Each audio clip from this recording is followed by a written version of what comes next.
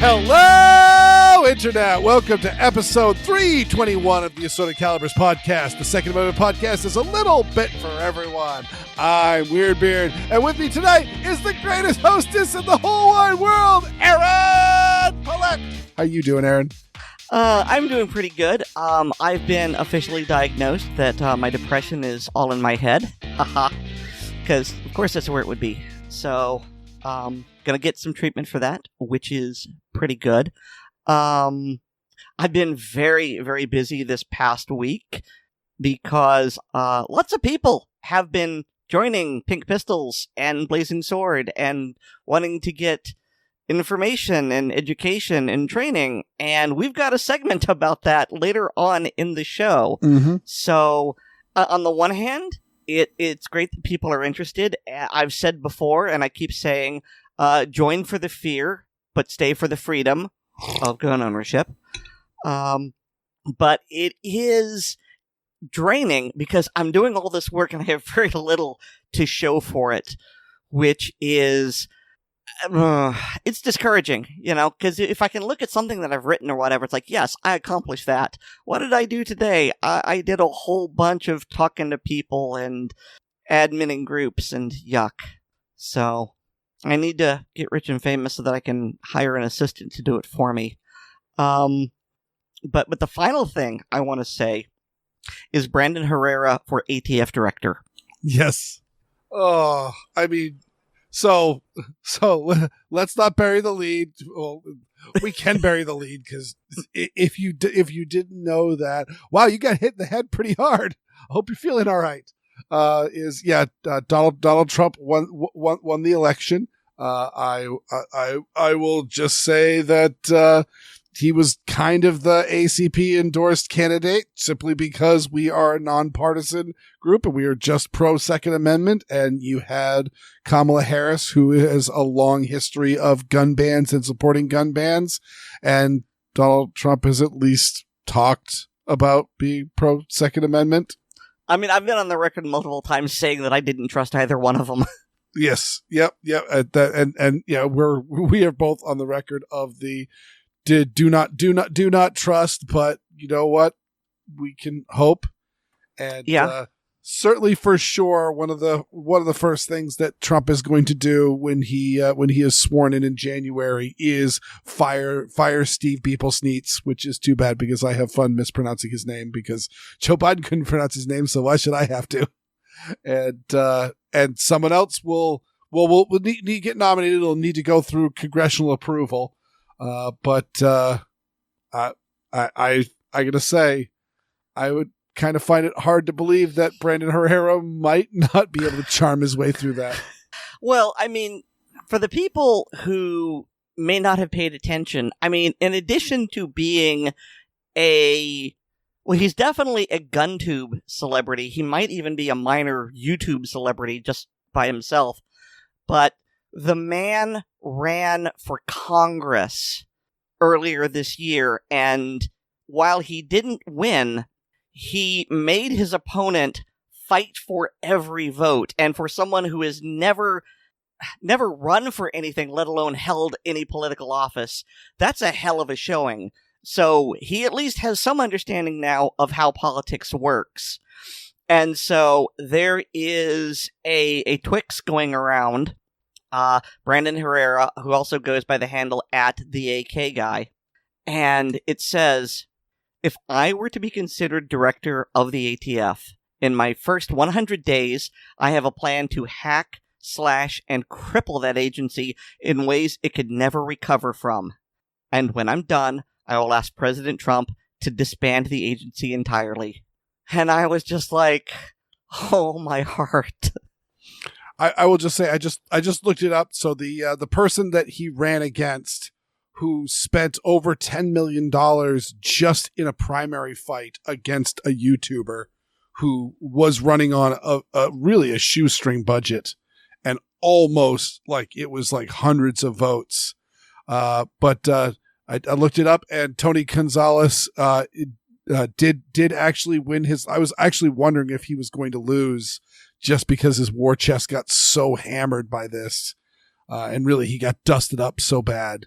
But I don't know who he was running against or how strong of a candidate. Obviously, I don't live in San Antonio, so I wouldn't know. I haven't didn't follow that race very closely. But I must say, I don't know who he was running against, and I'm sure they were probably also anti-gun. But it would have been.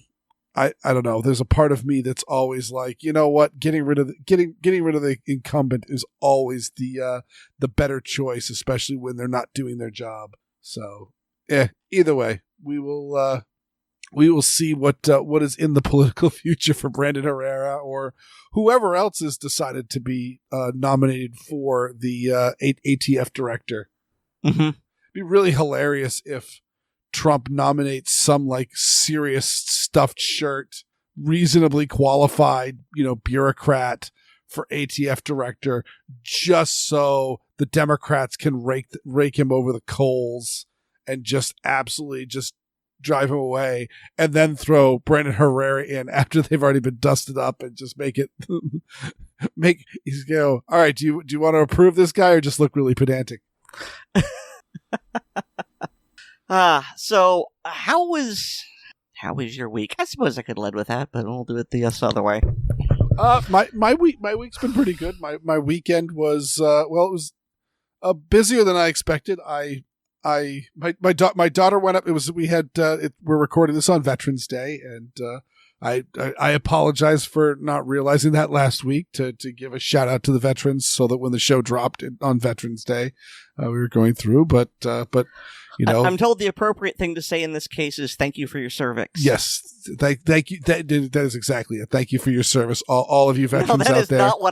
That is not what I said. I mean, it's true and I believe it, but I've heard from enough smart-ass veterans that you thank them for their cervix. Okay, that is true. Although many of the vets I know have cervices. Very good. I approve of that. I don't know what the term is for the non-standard pluralization, but good for you. Yeah. Anyway, yes, you were waxing eloquent about Veterans Day. Yes, and so. It's just, but it's on that. So, because it's a long weekend, my parents are like, do you want the kid to come out this weekend? And I'm like, yeah, sure, I'll do that.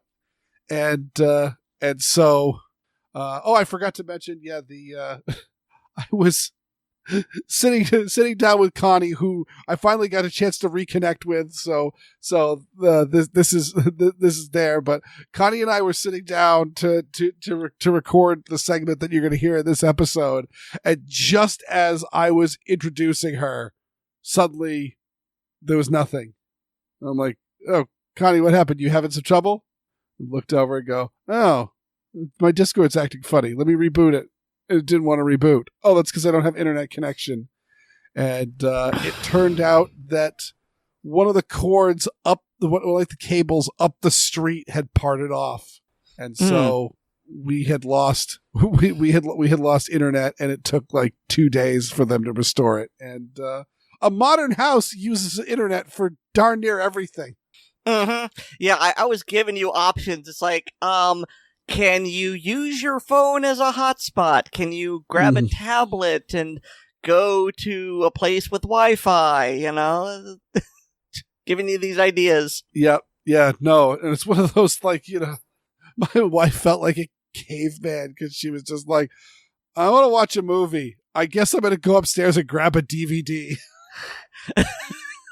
She has become the absolute princess of, if it's not streaming, I'm not watching it. Oh no, I have to use Shudder, physical media. Mm-hmm. But she did have a little come to Jesus moment on if you're actually using the physical media, there's a whole bunch of stuff that's just not streaming, but we own copies of. Oh.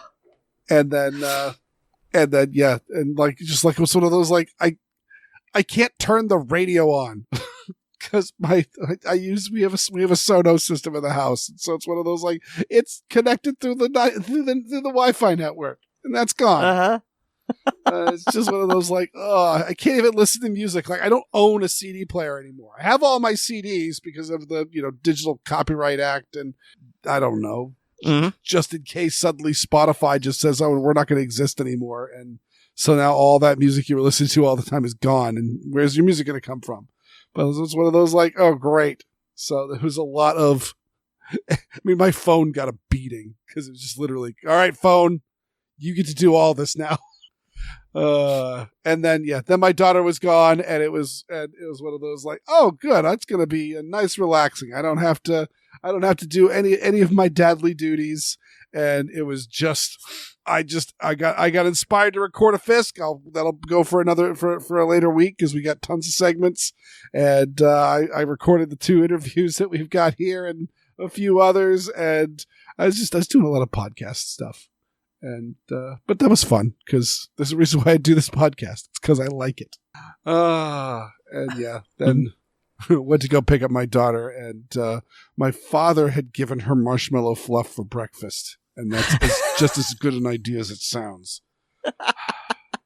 Luckily, after lunch, things eventually started settling down. But yeah, if you give a kid pretty much pure sugar for their breakfast, they get mighty moody when it wears off. Yeah, the mood crash with the sugar crash is a thing. Wow. Oh yeah. Well, actually, Nate Spencer, who does our music, he took his kids trick or treating, and they're like, yeah, we can let him have some candy, and they just ate a ton of candy, and he's just like, by the end of the night, we didn't have words anymore. We just couldn't. We just lost speak. We were just grunting. they were so horrible. Yeah, that happens. Mistakes were made. Oh yeah. My wife wasn't there when he told that story, and I told her about that story, and she just immediately said, "Oh yeah, we can let him have as much candy as we want." And her eyes just got really big, like, "Oh no, he didn't." I'm like, "Oh yes, he did." All right. Well, so I will also say that, like, I've been staying up late and getting up way too early. I'm a little punchy. I may sound a little punchy. I may sound a little drunk. I have not been drinking today. I am drinking tea in just desperate hope to keep myself functioning. So hopefully I will do a good job. But I think we should dive into the news. Yeah, don't worry. If you start to ramble, I'll grab the wheel and jerk you back onto the road. So last week I teased you that we were going to be talking about Peanut the Squirrel and Fred the Raccoon, and we are. And I promise you, this does tie in to the Second Amendment. So, we aren't going to get into all of the wildlife stuff, but for people who don't know what's going on, there was a social media influencer who rescued wild animals. Peanut the Squirrel had like a damaged tail and, well, in the man's opinion, couldn't be reintroduced to the wild. And Fred was raised from a very young age, I think because he was orphaned.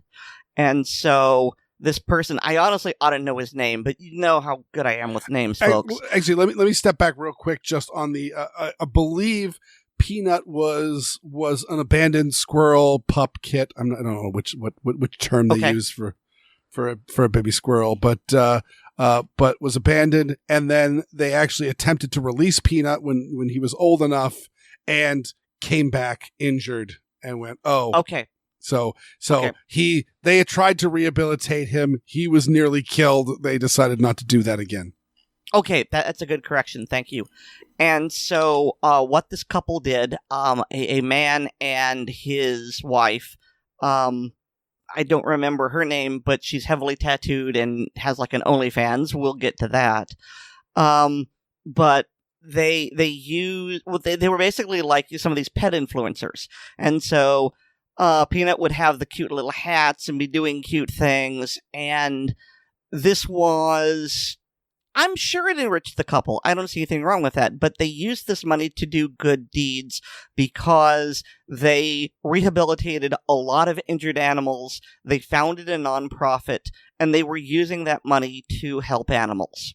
And then someone, we still don't know who, there was a rumor that it was one particular person who's been hounded off social media, and I'm not sure if it was that person, but someone called in a complaint about these people. Weer'd, can you look up their names so I don't have to keep saying these people? How they were illegally harboring wildlife. And so this was up in New York State, and you know how David feels about New York. And so these officials came in, armed officials of the, hang on a minute, what's it called? Yes, the New York Department of Environmental Conservation came in, and according to some reports, there were quite a lot of them, and they were armed. And they came in and they interrogated the couple, and they threatened the wife with deportation. And by the time everything was said and done, they had seized Peanut and Fred, who were then later euthanized because, gosh, a panicked animal who was taken away from its home bit one of them. And I believe it was Peanut, actually, that bit the official. And they killed it to check for rabies. The thing is, squirrels don't get rabies, but the explanation that was given was that raccoons can have rabies, and possibly by being associated with Fred, Peanut had contracted it. And obviously, according to them, the only way you can find out if an animal has rabies is if you kill it and look at their brain. And then to top everything off, the fact that the animals were euthanized was reported to the media before it was reported to, who are they, Weer'd? His name is Mark Longo, and his wife is Daniela, I believe is how it's a little bit of an odd spelling. She's German. Yeah. And, well, as I said, she was threatened with deportation according to some of these unofficial sources. And so, I mean, I'm a pet lover.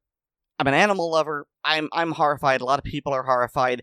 If your outrage isn't stoked enough, Google Giggles the Fawn 2013, and you'll just see more of this crap.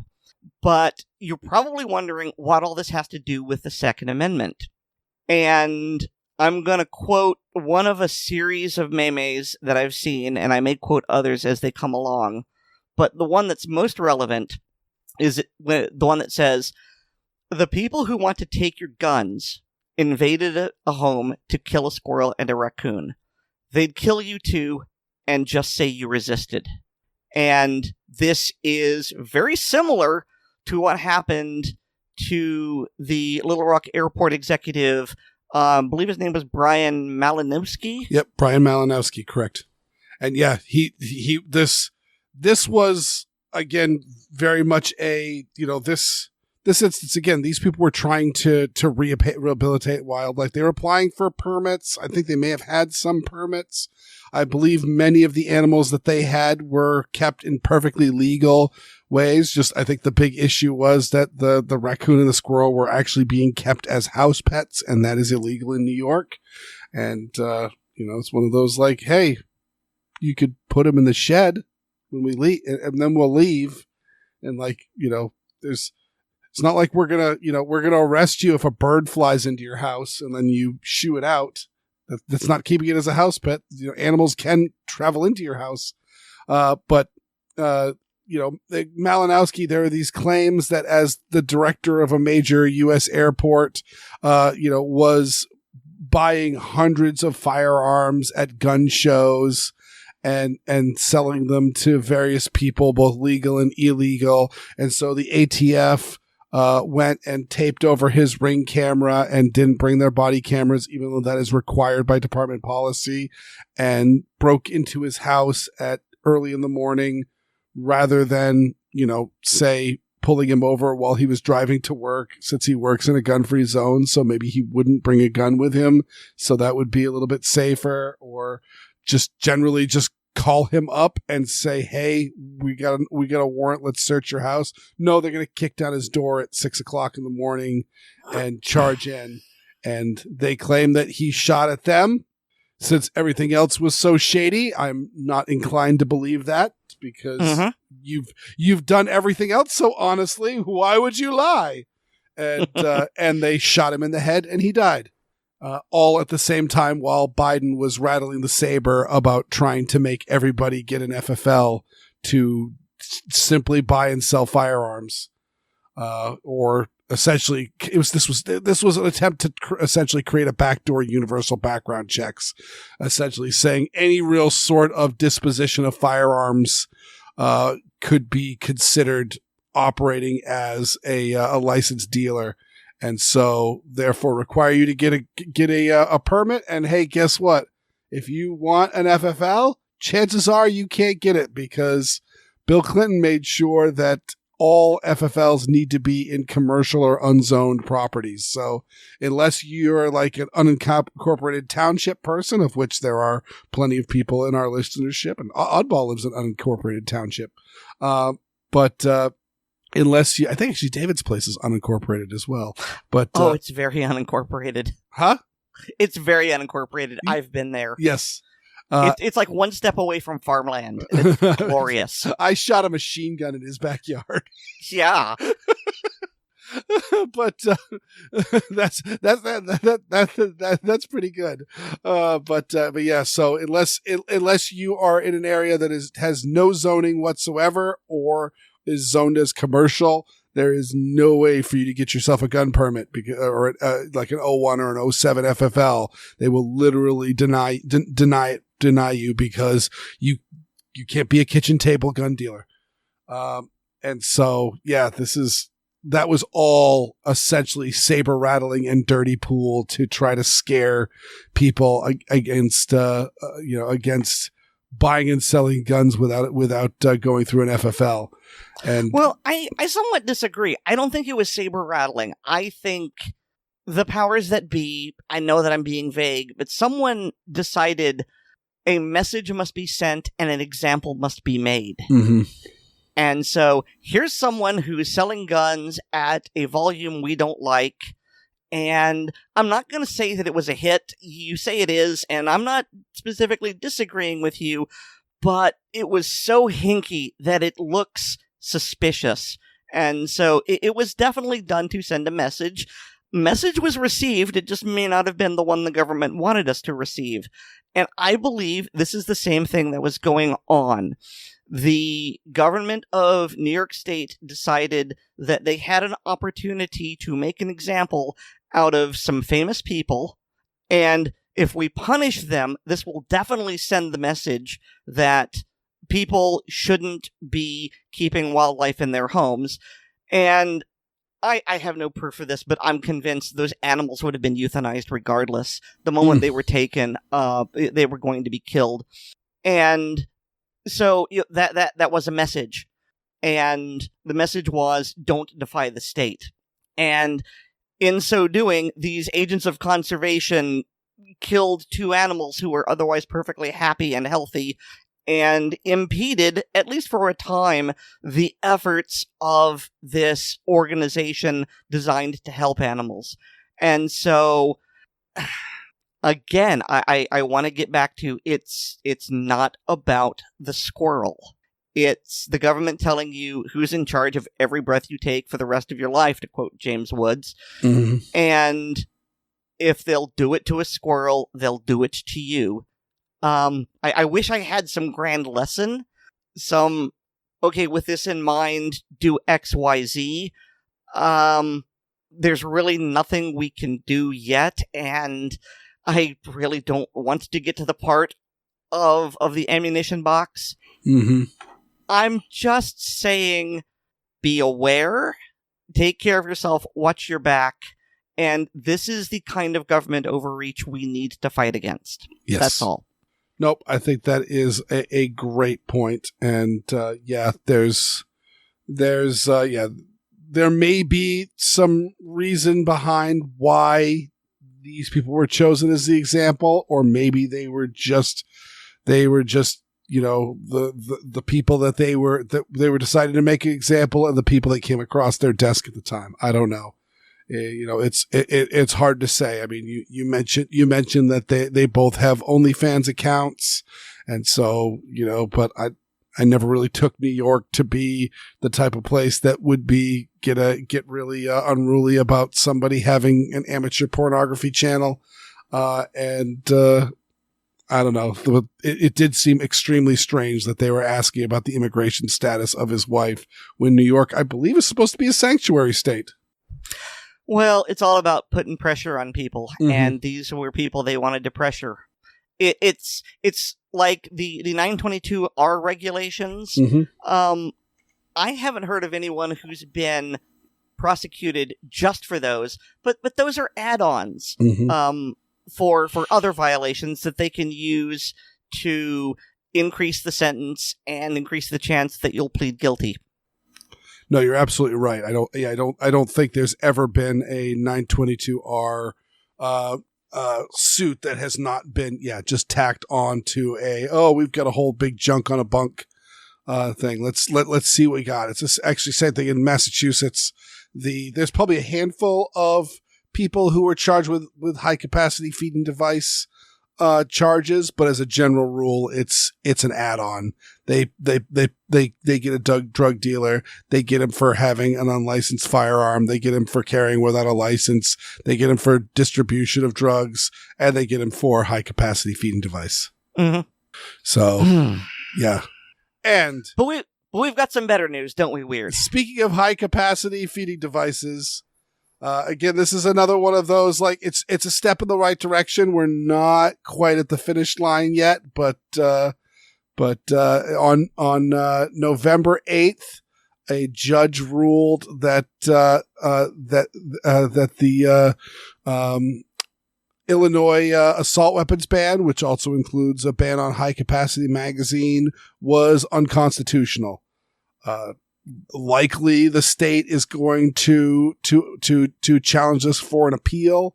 Of course they will. It'll go to the next level. But that's the path that we must take. And there's a whole bunch of assault weapons cases that are percolating around the various circuits at various stages. And I'm hoping to see that see the court like finally just take this and swat this down, because this is number one, it's something that like I am directly affected by as a Massachusetts resident. We've got a particularly nasty assault weapons ban here that's getting nastier with Mara Healy's latest gun control law, our own nice SERPA reaction law, but also this is one of those things that is being threatened against all of us. Is, Joe Biden was constantly saying we need to ban assault weapons, we need to ban high capacity magazines, and Kamala Harris was also saying at the beginning of her campaign, not so much at the end, they kind of stuck away from it, but essentially saying we need to ban assault weapons, we need to ban high capacity magazines. This is something that we are constantly being threatened with. States are constantly adopting assault weapons bans, especially the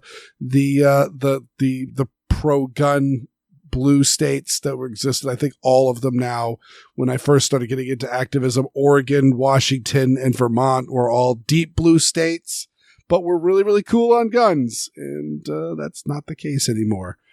So yeah, this is obviously a step that, it 100% makes sense. Like, there's no reason why an AR-15 or a high capacity magazine could not be considered arms in common use, considered to be things that the founding fathers intended were perfectly fine.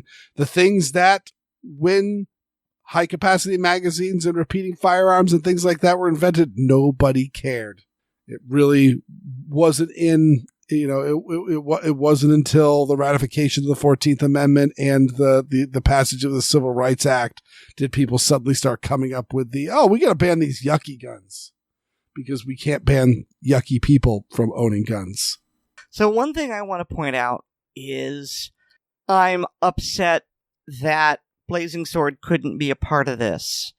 I tried so hard to find someone who would write us an amicus brief, and I did some digging, and I finally found someone to write it for us and for Liberal Gun Club, and it used to be called the DC Project, but it isn't anymore.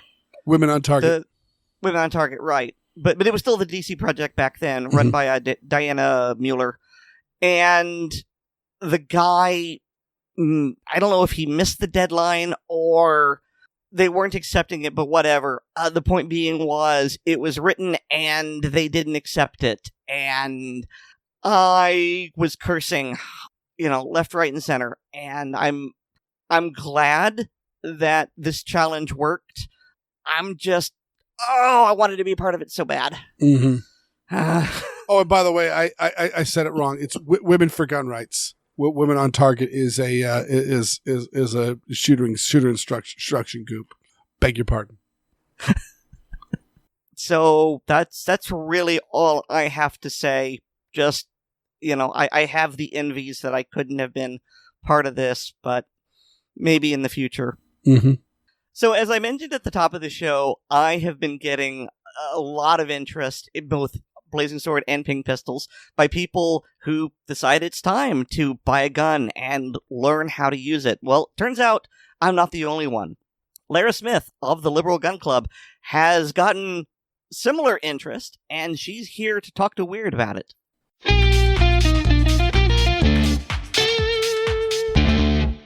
I am pleased to welcome back to the Assorted Calibers podcast the national spokesperson for the Liberal Gun Club, Lara Smith. How you doing, Lara?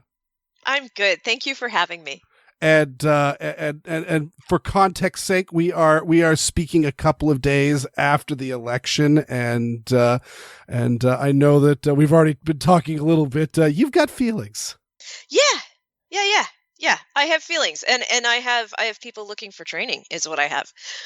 Yeah, and so and that's the perfect segue. I was gonna do that segue. You stole it from me, Lara. So yeah, tell me about. I've actually been hearing some rumbles as well. So it's some people being awakened by.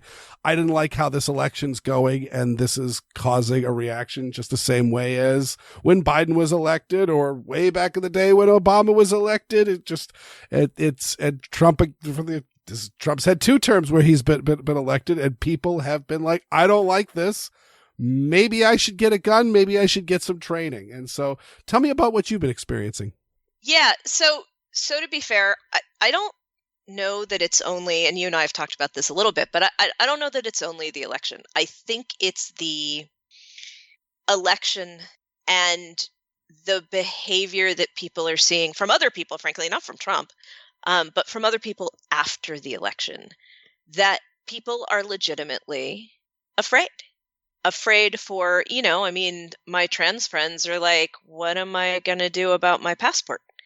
If I live, so are they going to invalidate my passport? Like they're afraid that they're going to lose those kind of rights, but they're also afraid that people feel emboldened to harm them. And certainly this is not in every person, but they do feel that, and they are seeing that. And I think the fact that kids have been, going around college campuses saying your body, my choice is a great example of, wow, I'm actually really worried about my personal safety because of these real things I'm seeing happening. I think I might get a gun. And these are people who've never thought about it before. I mean, frankly, I've had a couple of friends call that are people that, if not completely horrified that I owned guns, let's just say extremely uncomfortable with it until this week. Yeah, no, there are certain magical moments that happen within people. My mother-in-law was always very, very nervous about the fact that I own guns and lots of guns, and I'm not afraid to talk about them. And actually, for her, it was the stock market crash in, what was that, 2008? Yeah.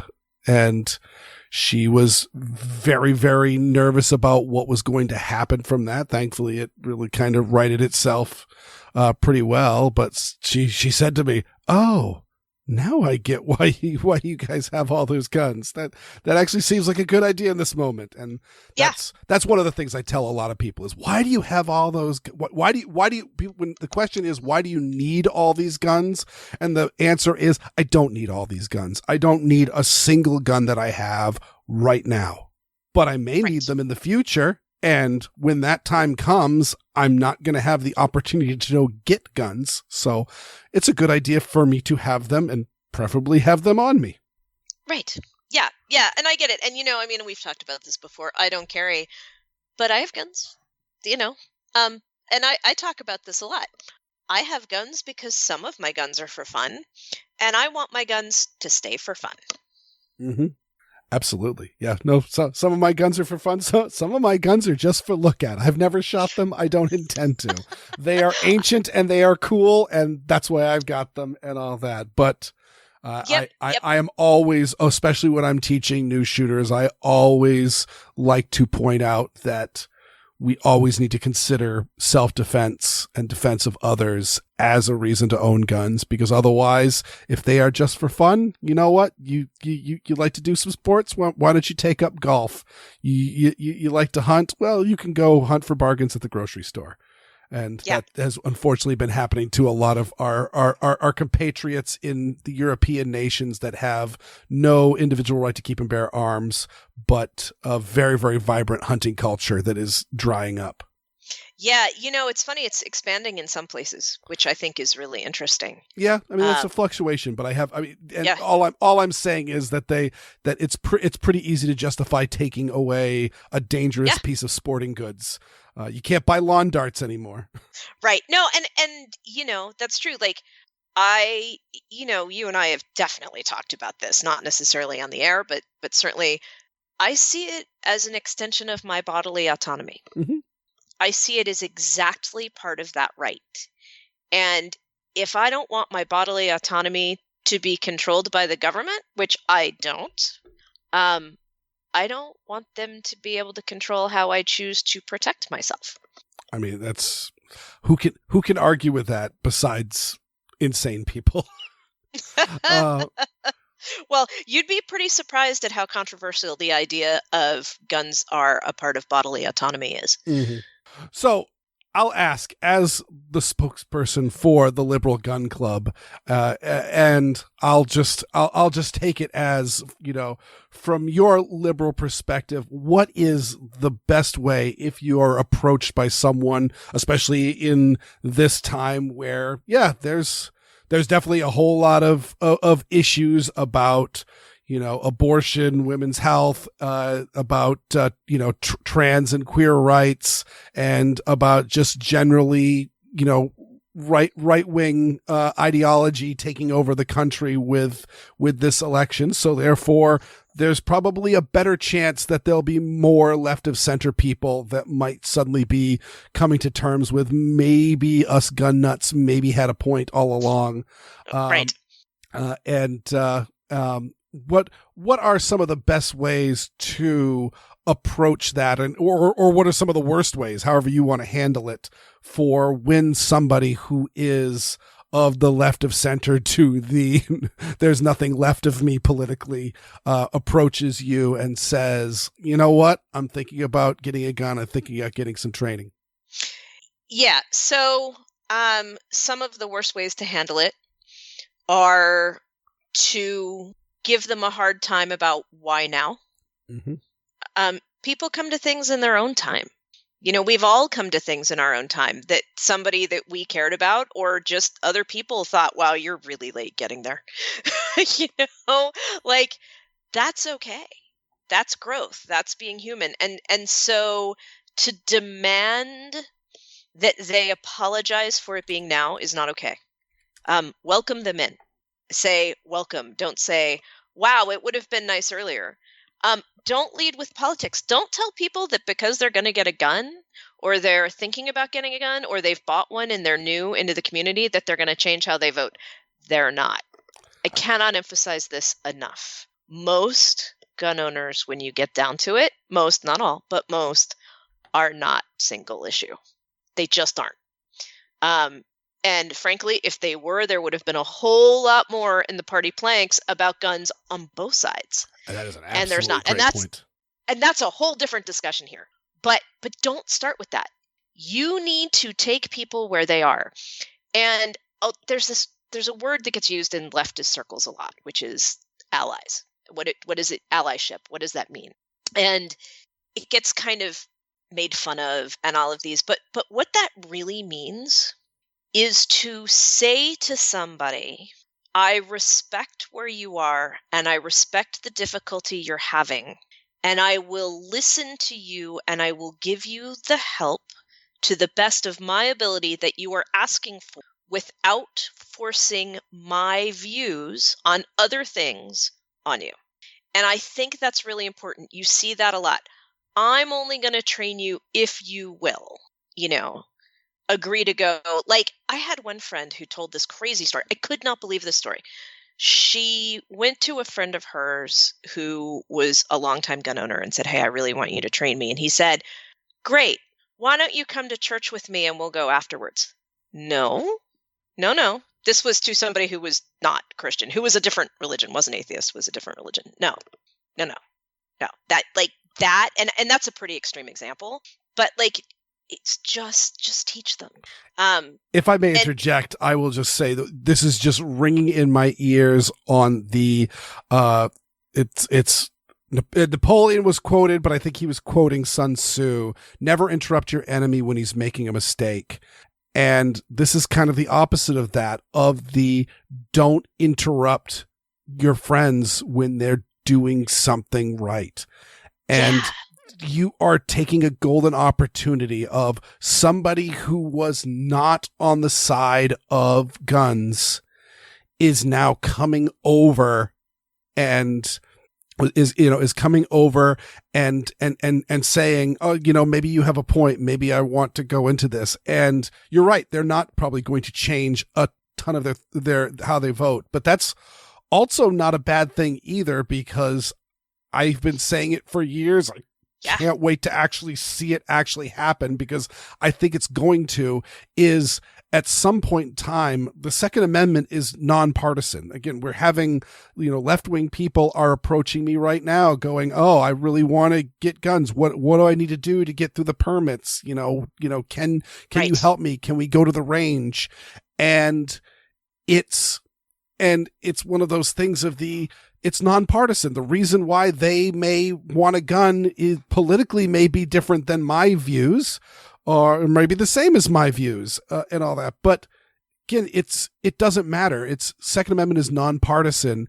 And so therefore it shouldn't be a partisan issue on the political landscape. It absolutely is right now, but it shouldn't be. But you and I agree on that 100%. That what we need to do, we don't need more people on the right telling people on the left what they have to do. We need people on the left who vote telling them what we want them to do. That's the important part. And that's where we need to bring people in. And I think it's really important to remember that. So, okay, kind of the lecture part, like meet people where they are. But let's say you're willing to do that, because I would say 99% of people who are going to be the people doing this teaching and who are going to be the ones approached by their friends already have some sort of trusted relationship with them anyway. Mm-hmm. But this is for if people are being sent to you as a trainer, it's really important to be sensitive that people are coming in a different way and coming in with different viewpoints than you're probably used to hearing from your students, especially in more rural areas. You're probably going to hear some different things and people coming in to shooting for different reasons. And I just think that's a great thing. Mm-hmm. I think that only helps us, right? I think that helps. I think that helps our country. I think it helps gun owners. I think it helps a bunch of things. But then, also to kind of go from that, I think it's really important.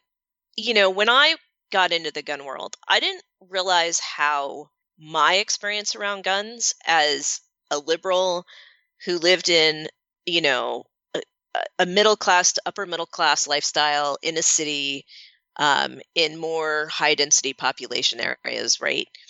How my experience with firearms before I started shooting was so different than so many of my friends in the gun world. And and they were just flabbergasted too. Like, they really didn't understand, like, why were you so not scared of guns generally, but so nervous with the particular gun when you started shooting? And I try to explain it to people that the people coming in now, most of their actual lived experience, not what they've been told, but what they personally have experienced, are guns on a bad day. Guns in an urban setting, if you hear a gunshot, somebody's having a bad day. If you're seeing a gun, it's usually on a bad day. And this might be the very first exposure they've ever had to a firearm where the situation isn't completely terrifying or just uncomfortable. Like, they may literally have only ever seen a Glock when it's being carried by a cop. And it's so different than my friends who grew up, in areas where their families hunted and they went to the range as little kids and everybody had a gun. And it was just like, that's a really different situation than this is my first exposure. And I always try to liken it to like power tools, right? There's safety rules. They're loud. They can, in fact, hurt you if you do it wrong. Like, it's kind of a normal thing to be nervous and a little worried. Now make it if the only time you ever saw power tools before was in a high adrenaline, either bad or uncomfortable situation. So I think it's really important contextually to understand, like, it's normal for people to be nervous here. And a lot of our job is to meet people where they are on that and to let them know safety, that these are tools that can be used safely. Like, that's part of this. And to give people, I literally have taught classes where we never fired a live round because that person wasn't ready. And they've come back and we've gotten there, but sometimes that first class we're just not ready. And that's okay. I think that's a great point, because I have, most commonly when I'm teaching a new shooter, one of the most common things I will say is stop. Set the gun down, because I'm seeing them getting physically tired and therefore their form's getting sloppy and they just need, 10, 15 seconds. We'll sit there, we'll talk, we'll pull the targets in and we'll look at the targets and do that and give those muscles, because we all know, I remember the first time trying to rack the slide on a 1911 and I couldn't do it because it was all new muscles that I'd never used before. And well, yeah, right? Yeah, and so there's a lot of new muscles that you may have never, you might even be a physically fit, strong person, but they're all new muscles you haven't used before. So you get tired in ways that you didn't think, and you don't realize it and how sloppy it's making your form and all that. But the point I wanted to get to is I have fortunately not had to have this situation, but I know many a person who was in this situation where you should be looking for physical fatigue in a new shooter, and tell them just to set it down and take a break. And if it turns out they are just worn out and done, you know what? Pack up the guns and go home. You shot 5 or 6 rounds and they're exhausted. You know what? That's it. But also look at their emotional state. They may need to stop and take a break emotionally just to get away from it. Because you're right. There's a lot going on. There might be a lot of things that they are thinking about. There might be a lot of fear and apprehension that's going on with that. And it might be worth taking a break. And again, it might be a time when, it's not ready. And I absolutely have had instances where I have exposed people for the first time to a real live gun and showed them how to make it safe and that we're safe here and here's how you hold it and all of that. And then they got put away in the safe because they needed that exposure. They needed that moment just to see it and feel it and realize it was okay. And the next steps came later. And the person I'm specifically talking about in this, it's owns a gun and carries. So, don't interrupt somebody when they're doing the right thing. Yeah. And really, and this is especially for women, women have a lot of unconscious, like, conditioning around firearms, especially liberal women, I really cannot tell you how much the messaging around firearms subconsciously for women is that they aren't for you. And this isn't just they're going to kill your children and they're bad and all of these. It's not like the value statement. It's the cultural statement of they're there, little lady, we'll take care of you. And that subconsciously is a heck of a thing to overcome. I am convinced it's part of why women become better shooters earlier, is because it's such a rush to actually be good at it because it's so unexpected. I would say it's that, and it's because it is the unexpected. Actually, I was about to say the rush side of it. I can't speak for because I am not a woman new shooter, but Right. But I could definitely say from teaching women versus teaching teaching men that you certainly see a lot more a lot more listening and apprehension and taking things slow versus the ladies. I find the only time that I need to stop them is, again, they're getting tired. Yeah. With the men, sometimes you got to look on you are just shooting a ragged shotgun group at that. Slow the heck down, Rambo. Let's slow down and work on the fundamentals here. Yeah, there's a lot of that. But I do think, but for men that are coming into, like, this is going to be culturally different. And I think it's really important to realize, like, it's not the same. There's going to be discomfort. And just to meet that discomfort where it is. Mm-hmm. And to allow that discomfort to be there, because that's how you're going to be the trusted person. I agree. So yeah, don't interrupt your allies when they're doing the right thing. Yeah, that's so important. Like, make it enjoyable, make it safe, but not just physically safe. Make it emotionally safe. I think that's really important. And I think a lot of people miss that side of it. And by the way, I think it's really important to acknowledge that that's probably the hardest part of it. No, I think you're absolutely right, and I think it goes double for if you are not a left of center person who is doing this. There may be a lot of this is strange and new to them because they've never shot a gun before. It might be strange and new to you because you've never tried to come together and be an ally to somebody who is your quote unquote political enemy. And in the end, we aren't enemies. We just have differing opinions. Yeah. I mean, unless you're somebody that's, physically trying to harm me, I might not be your best friend forever, but I'll definitely, I'll talk to you, and I think that's really important. I think people forget that. Like, there's a lot of ground to cover. There's a lot of discussions to be had between, we have to agree on everything, and I will physically harm you. All great points. And thank you so much for coming on the show. And thank you for all the people that you're training and helping out within this. Because again, the Second Amendment, it's a nonpartisan thing. And I think that we could disagree about a lot of things politically, but I think we should all agree in the right to keep and bear arms. Thank you so much, Lara Smith. Thank you so much for having me on. I cannot tell you how much I appreciate it. And if people are looking for training, please come to theliberalgunclub.com. That's our website. We're on Facebook. We're on Instagram. You can reach out to me. I am happy to answer all these questions. If you want to ask me about, like, what's my crazy liberal neighbor who just asked me to teach them talking about, I can answer those questions too. And the links are in the show notes. Thank you so much, Lara. Thanks so much.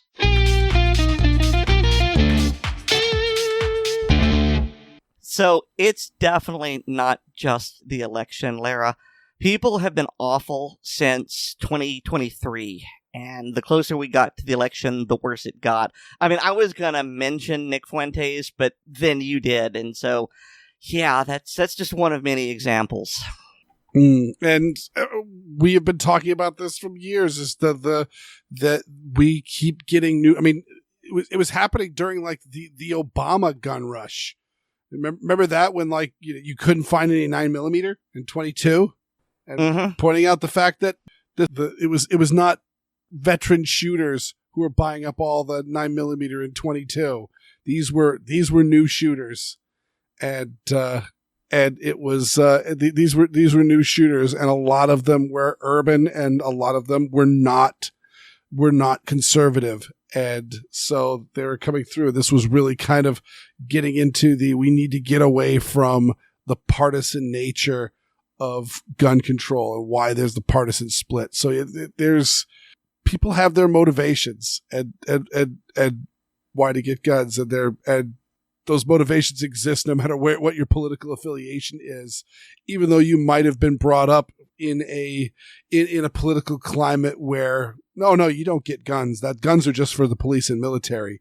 And then suddenly you realize that, yeah, but I have a reason to protect myself and protect others. Yeah, you do.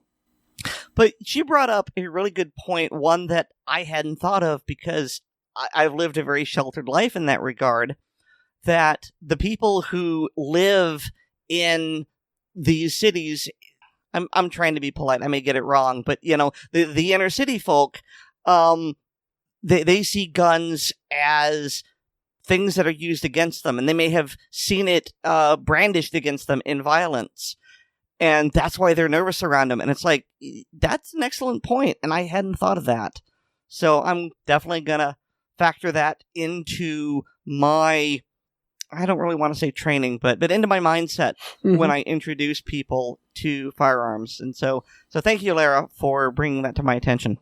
Actually, I'll ask you, Aaron, because have you? I mentioned the fact that I have not had. I've had some people very, very emotional before we've gone to the range, and I know a lot of people who, when they fired their first shot, got very, very emotional. But it's never actually happened to me personally. Have you had a shooter that you've taken to the range get real emotional? Well, usually when I hear emotional, people mean crying. I haven't had that. If you just mean some extreme of emotion, I've seen, giddiness and euphoria. This was a big scary thing, but I'm taming it and I'm making it do what I want, and it's empowering and it's fun. And so, yeah, I've definitely seen that. Yeah, I'm again thinking more along the lines of enough that like you should be keeping an eye out because maybe it's time we take a little break. So. But it's always... that hasn't happened to me, but maybe it's something I should have done. I mean, nothing untoward has happened, but I'll just have to keep an eye for emotional burnout. Yeah, it's just something to keep an eye on. Mm-hmm. A few months ago, Connie Elliott gave a presentation called World War She about China's war on information, and it's even more relevant now.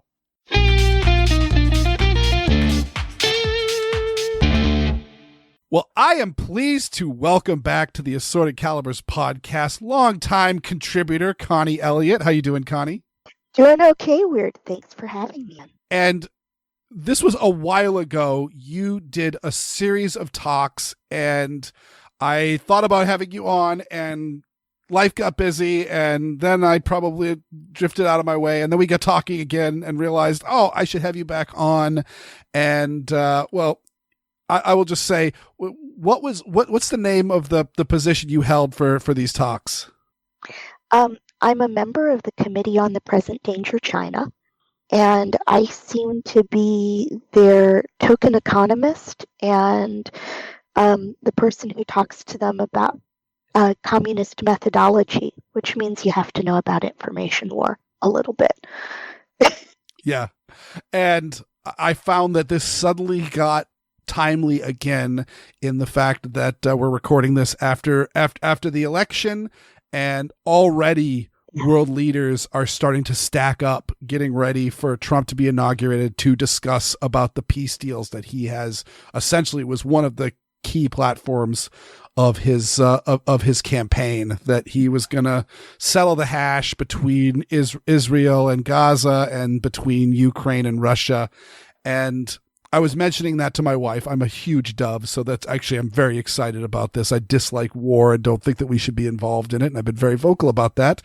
And my wife said, "Yeah, but what's it our business in all of this?" And besides the fact that it's our business because we're giving them money and all this various involvement and weapons and things like that, but I said, there's really 3 nations in the world who, when they talk about foreign policy, the whole world listens. And that is the United States, that is Russia, and that is China. And that brings us back to your talk about the info war within China. Mm-hmm. Yeah, the talk was supposed to be about the destabilization strategies that the Chinese Communist Party use on the United States. But we're in such a period, just a frothy period of ferment, especially with the release of generative AI to create messages and coordinate them, that whole new playbooks are being written. So I had to say to people, I actually kind of have to give you a primer on information warfare so that I can show you what everybody is doing, and then we can go back and talk about what the Chinese are doing, because there's just, we're approaching the singularity, as the Silicon Valley types like to put it, right? The rate of change is just becoming explosive. So as far as AI goes, obviously we're kind of in the infancy of it, but we're also all starting to see the level of power that it has, all these people that are writing things on AI. And I think I've listened to at least 3 or 4, maybe a half a dozen podcasts that have had sections that were done with AI, either the podcaster was reading an AI generated script, or I think there was one where literally the AI was generating their voice as well. Actually, yes, there was a Darknet Diaries where they were talking about how there's a scam going out where people will clone your voice and use AI to not only speak in your voice, but also will script out what would be the most common response that you might give to whatever questions are being asked to it. And Jack Resider, who's the host of that episode, I'll have to throw that in the show notes because it was a good episode. Actually had turned himself into AI, and he wasn't even speaking for a good chunk of the podcast, and then kicked back in and went, "Yep, nope. You think you could AI is be me? Yes, this is AI you're listening to right now." And it was not his voice. Yeah. And that was very, very eerie. But at the same time, we've absolutely seen it with Russia, with their invasion of Ukraine, that their military was very much overpromised for what was going on, and whether or not Putin knew that at the time or not will probably never be fully known. Do you think that some of the AI threat that we are hearing from hostile nations might be overpromised as well? I think the nature of the preferred battle space has changed, and they have to distract us from that by making kinetic threats. Mm-hmm. I think also nobody really has a set doctrine yet on how to apply this technology to the kinetic battlefield.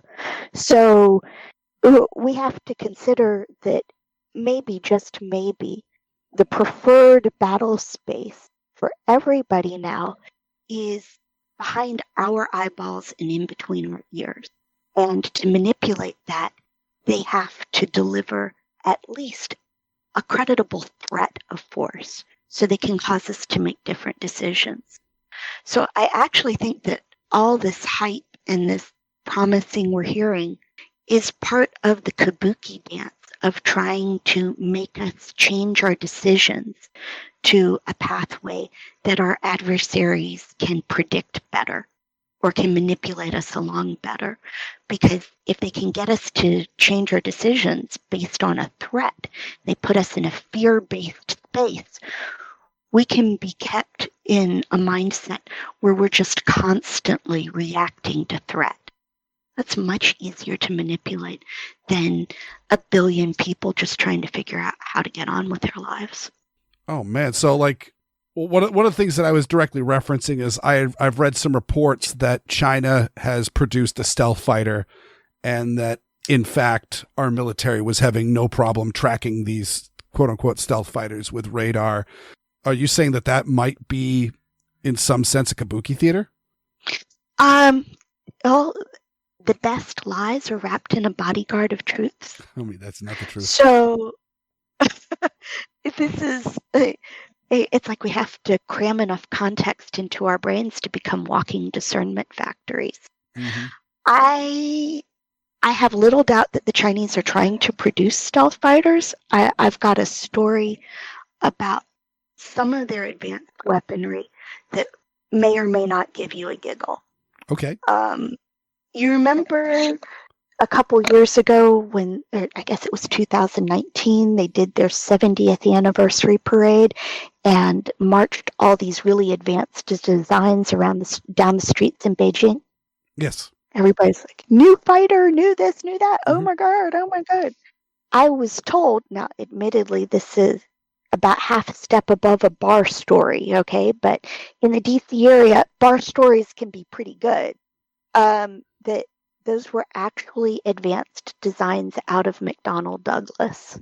Oh. That evidently inside a skiff in, I want to say Kansas City or St. Louis, I think it was Kansas City, they had a printer with a wireless function on it.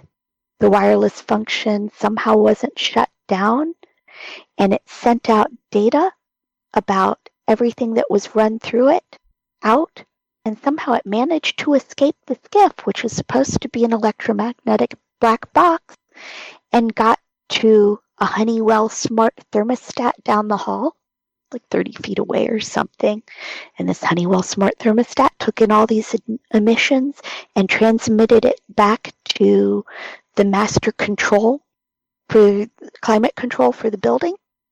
And one night, like 2 a.m, there was a terabyte squeal on the internet out of this Honeywell smart building controller. Nobody knows the IP address it went to exactly, except they think it was somewhere in China. And quite possibly that could have been all the designs run on that printer way back inside the skiff. And the rumit, because, this is bar story, right? Little Bird said, is that those designs paraded at the Chinese 70th anniversary celebration were actually out of McDonnell Douglas, their future of warfighting designs. Man, I mean, I've been doing interviews with author Caleb Daniels of the James Bond book Licensed Troubleshooter, and the fictitious spies are pretty cool, but the real ones can also be pretty breathtaking. Yeah, and it's daunting to contemplate that maybe, just maybe, all of our electronics are compromised and we don't know it. Like, how can you run a civilization like that? You kind of have to close your eyes and plug your ears and go la la la la la just to get through the day. All right, so Connie, nuts and bolts here. I had to look it up because I wasn't sure who it is, and according to my very, very rapid research on the spot, because you really brought this quote to mind. The quote, of course, we know is, "I do not know what weapons World War III will be fought with, but World War IV will be fought with sticks and stones," and that is attributed to Albert Einstein. Whether or not he said it or not, I don't know, but that's the first name that came up, and it's openly stated that it's unattributed, unverified. So, barring that Professor Einstein was correct, and World War IV will be fought with sticks and stones, what is the battlefield of World War III? Our minds. our minds. So here's what I'm going to present to you as Connie's theory of modern warfare, if I can be a little bit pretentious for a moment. I'm not sure if you're capable of being pretentious, but I will accept whatever facsimile you can produce because you are such a humble lady. Thank you. Thanks, Weer'd. So at the end of World War II, the economic heart of the world for a century and a half, Europe, and the historical economic heart of the world, Asia, they were just flattened. It was humiliating to these powers. They had to have the United States economy and the American worker in order to restart their economies, because we had the only functioning modern economy left on Earth, right? And somewhere in there, I think that all these the people who were sitting on top of these old blocks of capital had this thought, going to war every 20 years, every generation's time since the fall of Rome, maybe that wasn't the best idea after all. Look at what it got us. It didn't get us anything. Having the stuff, like the bauxite and the coal and the steel, that isn't as big a deal as it is. It's not as big a deal as being able to make things with it, as having the economy intact. And in order to have the economy intact, you have to have the allegiance of the people. And at first they thought, oh, well, Europe can do it too. But Europe was not able, with its socialist governments, it was not able to match the growth and innovation pace of the United States. They had to convince the American people. And in order to do that, they had to get us thinking about things that maybe weren't as important. I mean, since Reagan, has anybody really covered the economy in ways that were coherent or used economic policy in ways that were coherent? I'm going to submit not so much. And so the primary battle space became our brain. We had to be convinced that we were okay, that we could keep buying the stuff that the world produced for us now more cheaply, even at the expense of American jobs. See, isn't it great? Being poor is getting cheaper. But why are there so many American poor? Because we're shipping out our money and making preferential deals still, even 50 years after World War II, to other countries who did not really use that on-ramp back to a modern economy that we gave them in order to set themselves up to be independent and competing. They wanted sweet deals from us, the American taxpayer, for never and ever. And when we started showing signs of balking, which we started doing as early as Goldwater, anybody who complained and who sided with these people, actually I'm going to say we probably started doing this as early as Kennedy. We were written out of the polling gradually. The thing that Trump innovated on that let him get elected the first time is that he was the first politician since Reagan, I think, since the late 80s at least, who polled non-college educated people as part of his polling, especially non-college educated whites, that blue-collar middle class that was shrinking with the loss of American manufacturing, which was an engineered loss, right? NAFTA and WTO and most favored nation status for China just funneled all of that capital and know-how out of the United States.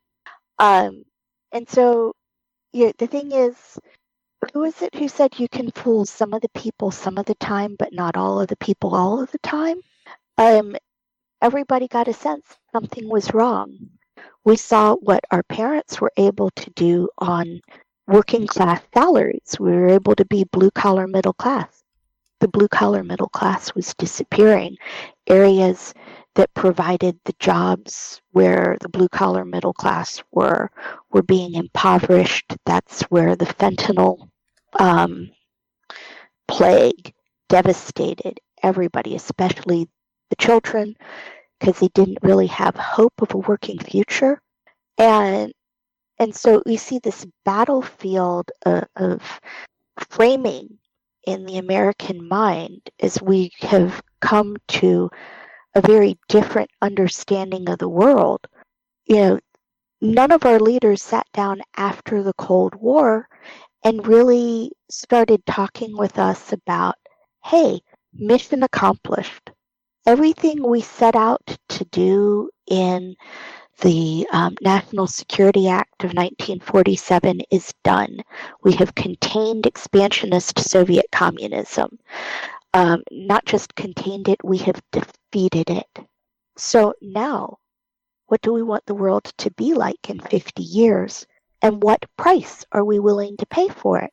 None of our self-designated leaders have asked us that question still.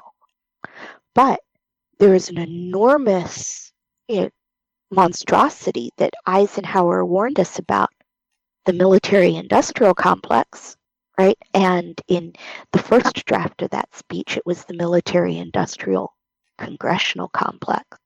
And they are depending on all of this money. And that edifice wasn't changed with Patriot. It was added on to. So we have this enormous construction in our economy and in all the economies of the alliance nations now, with their defense contractors, with their government contractors, who extract money through the government from the economy, which under the best of conditions, according to the economist Robert Barrow at Yale, turns every dollar into 80 cents. Under absolutely the best of conditions. And they have extracted all of this value and continue to extract this money from the economy. It takes away the ability of people to be a functioning middle class, to effectively monitor our government and oversee it, to take risks, to be entrepreneurs. How could we be walked into this place if we weren't being deceived? Well, that is terrifying. What would be your, by the way, you said it and my knee jerk turned out to be correct. It was Abraham Lincoln who said you can fool all the people some of the time and some of the people all the time, but you can't fool all the people all of the time. And that actually leads into, I think, what I'll make kind of the final question of that is, if World War IV, the battlefield is a mindscape, well, we've all got a mind. How do we fight? I think that we stopped teaching civics, which was sort of the corpus of American civilization back in the 50s. It's part of the wake of Brown v. Board of Education. I think we need to learn how to be citizens again, because being citizens in a Lockean experiment it's not just, oh, your blood is American or you're born on American dirt. No, we're an idea, we're a contract and a compact between each other, and with this edifice our ancestors created, our forebears created, and that we recreate in each generation, which is the government at all levels. The only way to make your mind secure is to understand the context you came from and the context you're living in. And you can see how important it is to totalitarians who don't understand it, because right now the internet is being scrubbed.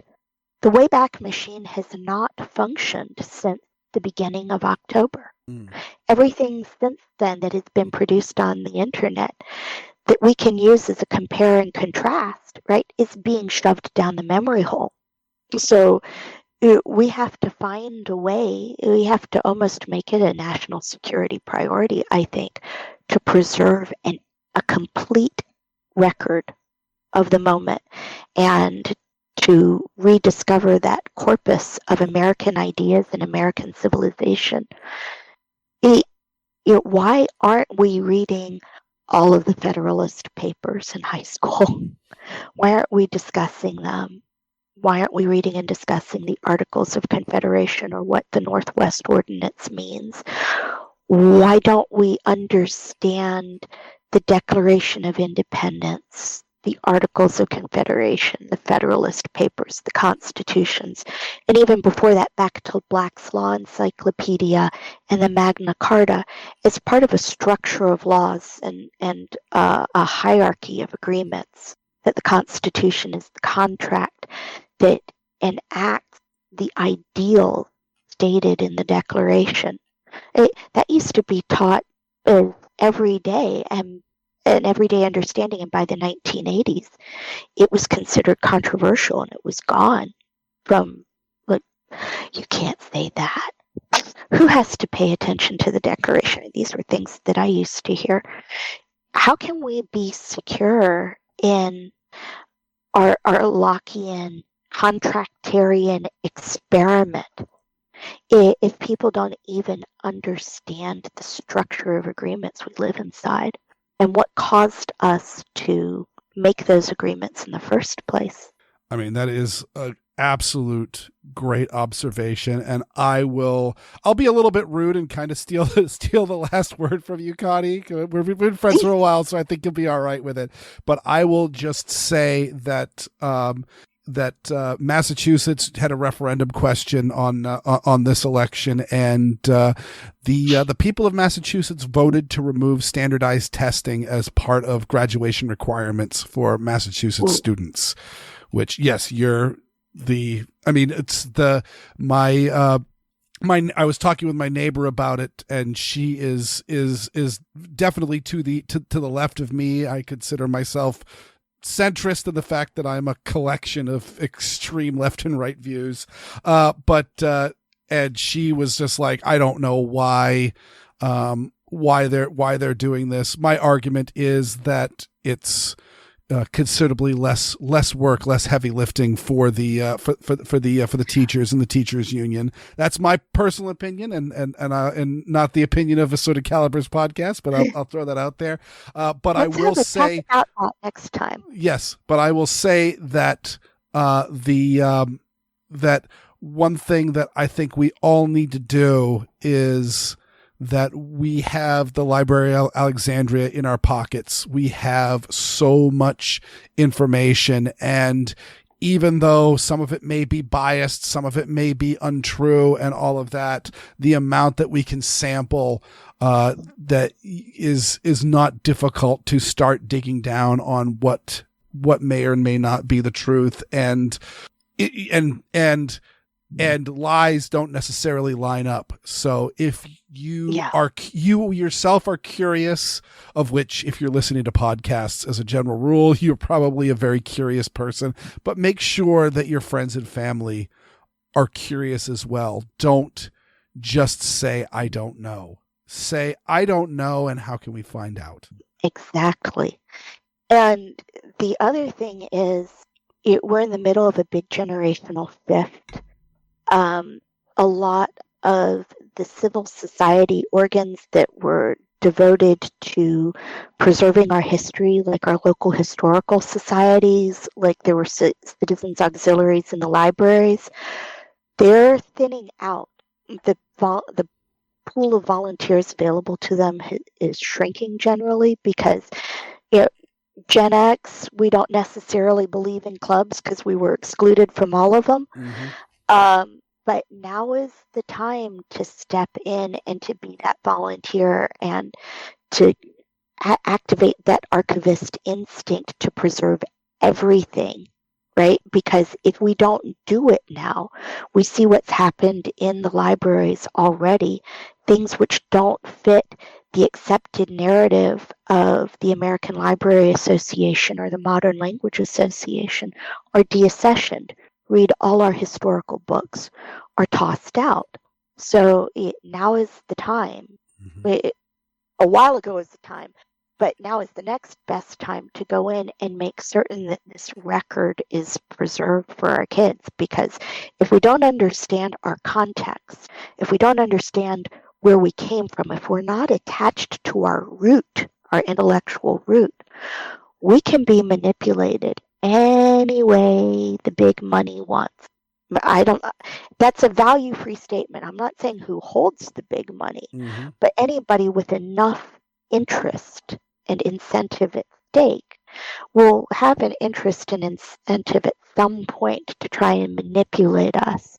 And the best way to make certain that we're actually making our own decisions, we're choosing how we want to live in this world, that we're truly free then, is to be able to get at our root and understand our context and understand where we came from and the context in which this argument is happening. There's no more important fight for our tomorrow. And actually, I think that's what makes Elon an enormous hero for what he did in forcing the sale of Twitter, because he captured the public square, the sphere, the imaginal space in which public conversations took place, and he at least has reduced the censorship and memory holing and shadow banning on it. It's not gone, but it's a lot smaller than it was. And I think yeah, that's absolutely true. And I will also say, as a podcaster, while our brothers over on YouTube, and actually you can listen to this podcast on YouTube if you so desire. But our brothers over at YouTube face ever increasing restrictions and limitations and strikes and things like that.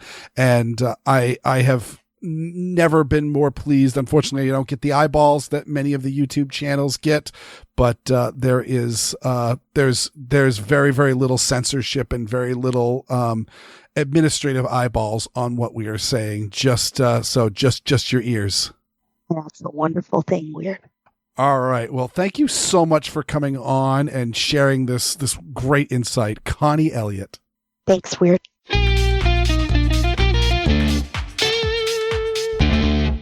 So you pronounced the Chinese premier or whatever his name is as she? Mm-hmm. Okay.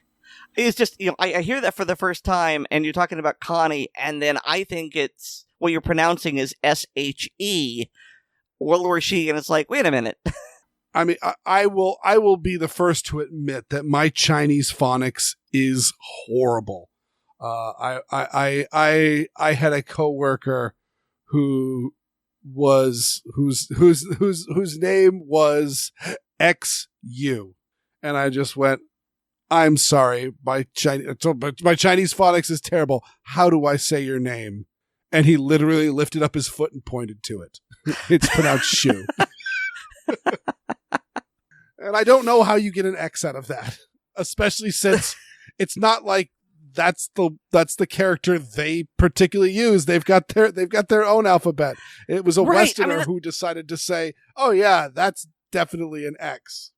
Yeah, that's something that's never made sense to me. I mean, I understand if you're translating between languages that have the same alphabet. If we're all using the Latin alphabet, then you want to keep the spelling similar, and that can lead to some weird pronunciations, like how Germans pronounce the W as a V and the V as an F. But when it's a completely different, I mean, it's not even an alphabet, because Chinese is syllabic in nature. It just, why are you making it hard? Just write it out as it said. Make our lives easier. But linguists are weird. Well, the hard part is that they have like tones and things like that. Like I know I don't know the names of the professors who actually started translating Japanese, but there's a couple of different conventions on how to write out in Roman characters the Japanese language.